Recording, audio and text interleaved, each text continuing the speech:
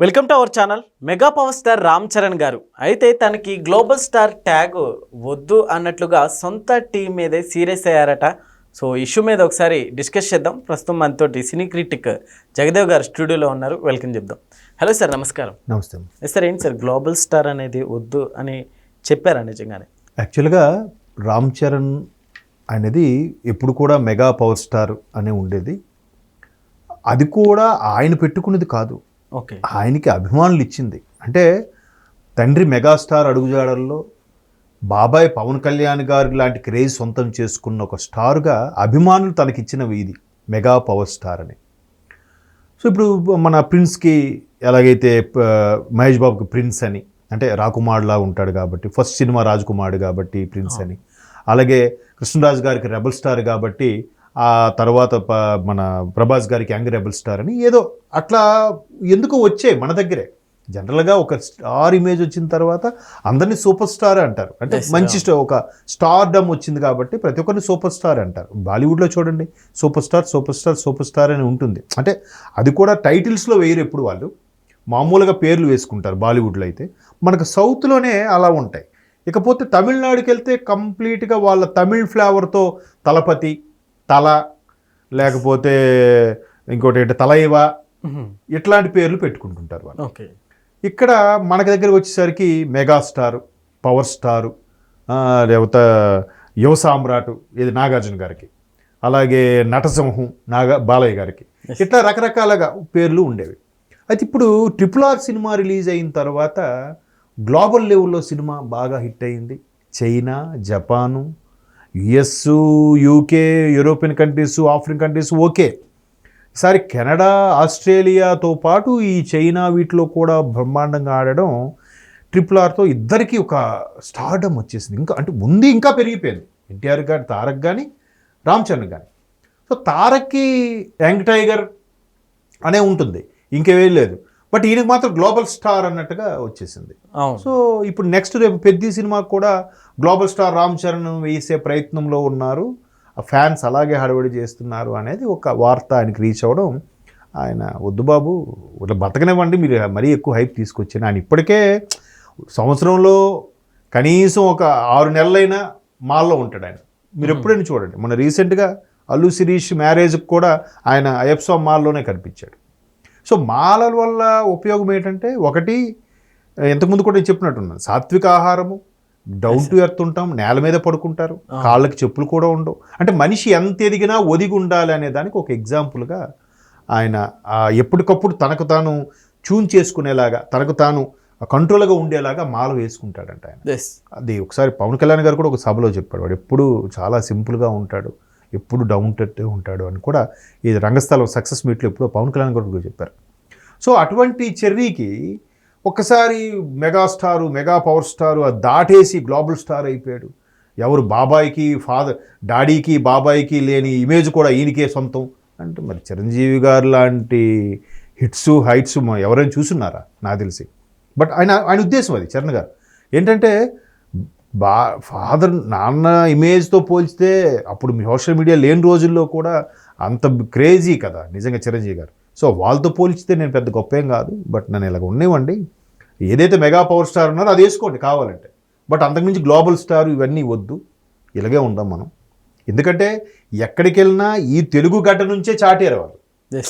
Pan India world wide సినిమాలు చేసినా కూడా తెలుగు గడ్డ మీద నుంచే ప్రపంచానికి చాటి చెప్పారు కాబట్టి ఈ అభిమానంతోనే ఇదయ్యాను కాబట్టి నాకు ఇదే ఉంది, అంతకు మించి ఇమేజ్ వద్దు అనేది ఆయన అభిప్రాయం. ఓకే, బట్ మంచిదే. ఇప్పుడు న్యాచురల్ స్టార్ అని, లేకపోతే ఎవడో సడన్ స్టార్ అట, తర్వాత యాటిట్యూడ్ స్టార్ అట, ఇవన్నీ కూడా ఏంటంటే ఆవేశం స్టార్, ఆవేశం స్టార్ అని ఏవో రకరకాలుగా ఇవన్నీ నిజంగా ప్రేక్షకులు ఇచ్చారా లేదంటే వాళ్ళ అభిమాన సంఘాలు అలా ట్యూన్ చేసి పెట్టాయా అనేది తెలియదు. జనరల్గా టైటిల్స్ మామూలుగానే వేస్తారు. ఇక్కడ మనకేంటంటే మన తెలుగులోనే ఆ కల్చర్ ఉంది. ఎలాగా అందరికీ న్యాచురల్ స్టారు, సడన్ స్టారు, మీరు అన్నట్టు ఆవేశం స్టారు, రీసెంట్గా యాటిట్యూడ్ స్టార్ అంట ప్రభాకర్ గారి అబ్బాయికి, తరువాత ఏవో ఇలాగే యువ సామ్రాటు, లేకపోతే super star Mahesh Babu, okay అది కామన్. ఇంకా రెబల్ స్టార్ ప్రభాస్. సక్సెస్కి ఈ హ్యాష్ ట్యాగ్ కూడా ఇంక్లూడ్ అయి ఉంటుందంట సార్, నిజమేనా? అలాగనేం లేదండి. పేరు పలము అంటే పోనీ నమ్ముతానేమో. ఎందుకంటే నాకు బాగా గుర్తు పవన్ కళ్యాణ్ గారు మొట్టమొదటి సినిమా అక్కడమ్మాయి ఇక్కడ అబ్బాయి నిజంగా అబోవ్ యావరేజ్గా ఆడింది సినిమా. ఫస్ట్ సినిమా ఆ స్థాయిలో యాక్టింగ్ చేయడం, అసలే ఈయన ఇంట్రావర్ట్, పెద్దగా మాట్లాడనుకున్న వ్యక్తి అంత బాగా చేశాడని ప్రశంసలు అందుకున్నాడు ఆయన. రెండో సినిమా నుంచి చిరంజీవి గారు ప్రెస్ మీట్లో చెప్పారు, ఇక్కడ నుంచి తన పేరు కళ్యాణ్ కాదు పవన్ కళ్యాణ్ అని చిరంజీవి గారు అనౌన్స్ చేశారు. ఎందుకంటే మా కులదైవం హనుమంతుడు, పవన్ అంటే హనుమంతుడు కాబట్టి పవన్ కళ్యాణ్ అని. సో వాళ్ళకి అది కలిసి వచ్చినట్టుంది బాగా. అలాగే పేర్లు కలిసి వస్తాయి. ఎందుకంటే రామ్ చరణ్ అంటే రాముడు పాదాల వద్ద ఉండేవాడు ఎవడు, మరలా చరణం అంటే పాదాలు, రాముడి యొక్క చరణం పాదాలు పట్టుకునేవాడు ఎవడు, స్వామి హనుమంతుడు కదా. సో అంత పరమ భక్తుడు కాబట్టి. సో అలాగా చిరంజీవి అన్న హనుమంతుడు ఆ సెంటిమెంట్ ఆయన కలిసి వచ్చింది కాబట్టి నేను పేరు బలం వరకు ఓకే.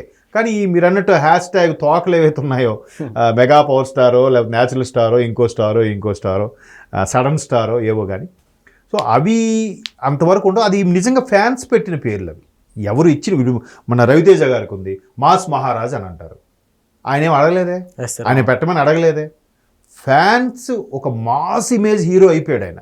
ఆయన కామెడీ టైమింగ్ కానీ ఆయన డైలాగ్ డెలివరీ ఒక డిఫరెంట్గా మాస్ ఆడియన్స్. ప్రతి ఒక్కరికి ఇంతకు ముందు ఉండే హీరోయిన్స్ కూడా ఆయన మహానటి అని, సహజ నటి correct, lady super star Vijayashanti గారికి లేడీ అమితాబ్ అని కూడా అనేవారు. తర్వాత చాలా మంది తక్కువే ఉన్నాయి. మహానటి సహజ నటి యొక్క సావిత్రికి ఉంది, తర్వాత జయసుధ సహజ నటిగా, తర్వాత శారద గారికి ఊర్వశి శారద అని అట్లా. అంటే కర్ణాటక ప్రభుత్వం ఏదో ప్రకటించిందట. అయితే అక్కడ మళ్ళీ వేరే ఉంటాయి. తమిళనాడులో భలే కలయిలామణి ఏవో బిరుదులు ఇస్తారు అక్కడ. కలయిలామని జయలలిత, కలయిలామని ఏవో పేర్లు రకరకాలుగా. ఈమె ఎవరు కీర్తి సురేష్ కూడా ఏదో బిరుదు ఇచ్చారు అక్కడ వాళ్ళు. సో అట్లా అవి ప్రజలు అభిమానంగా ఇచ్చినవి. అవి సోషల్ మీడియాలోనో లేదా పత్రికల్లోనో సినీ జర్నలిస్టులు వాళ్ళని ఆ విధంగా సంబోధించి రాయడం ఒక నానుడిగా తయారైపోయాయి పేర్లు. అంతేగాని వాళ్ళ పేర్లు అవి కూడా కాదు. ఇంకొక కల్చర్ కూడా ఉంది ఇక్కడ. ఎలా అంటే సినిమా పేరు వేరు, రియల్ పేరు వేరు. చిరంజీవి గారి పేరు ఉంది శివశంకర్ వరప్రసాద్ అంటే ఆయన అసలు పేరు. బట్ శివశంకర్ వరప్రసాద్ అంటే ఎవరికి తెలుసు? తెలియదు. చిరంజీవి గారు అంటేనే తెలుసు.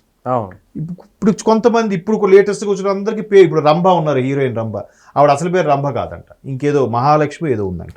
అది దర్శకులు ఎవరు పెడితే అది. అలాగే హీరోయిన్ ఒకప్పుడు ఓహా గారు ఉండేవారు. ఆ ఓహా పేరు కూడా దర్శకుడు పెట్టిన పేరే అంట, ఓహా అని ఈవి సత్యనారాయణ గారు పెట్టారు. అలాగే చాలామందికి, రోజా గారికి కూడా అసలు పేరు అది కాదు అనుకుంటా. సో వాళ్ళకి స్క్రీన్ నేమ్ అది ట్యూన్ బాగుంది సెట్ అయింది అనుకుంటే అదే కంటిన్యూ అవుతున్నారంటే అది న్యూమరాలజీ పరంగా ఓకే. కానీ ఈ గ్లోబల్ స్టార్లు, మెగా స్టార్లు ఇవన్నీ కూడా అభిమానులు పిలుచుకునేవి. అవి తర్వాత వాళ్ళు కూడా ఆ స్థాయి నిలబెట్టుకున్నారు కాబట్టి కొనసాగాయి మేబీ. సో ఇంకా ఇలాగే ఉందో, ఇంకా వెళ్తే ఎక్స్పెక్టేషన్ పెరిగిపోతాయి కదా గ్లోబల్ స్టార్ అంటే. అది తిరిగి మళ్ళీ ఆయనకే ఇబ్బంది. మనం బాగానే ఉంటాయి, ఫ్యాన్స్ బాగానే ఉంటారు, మళ్ళీ ఏమాత్రం తేడా వచ్చినా ఈ ఫ్యాన్స్ అందరూ ఏకిపారేస్తూ ఉంటారు. అన్నా ఏంటన్నా మంచి సినిమా చేయన్నా, ఒక హిట్ సినిమా ఇయ్యన్నా అంటారు. సో కాబట్టి ఆయన ఇలాగే ఉంటాను, నన్ను ఇలాగే ఉంచండి అనేలాగా రిక్వెస్ట్ చేసుకుంటున్నాడు. అది ఓకే సార్, థ్యాంక్ యూ.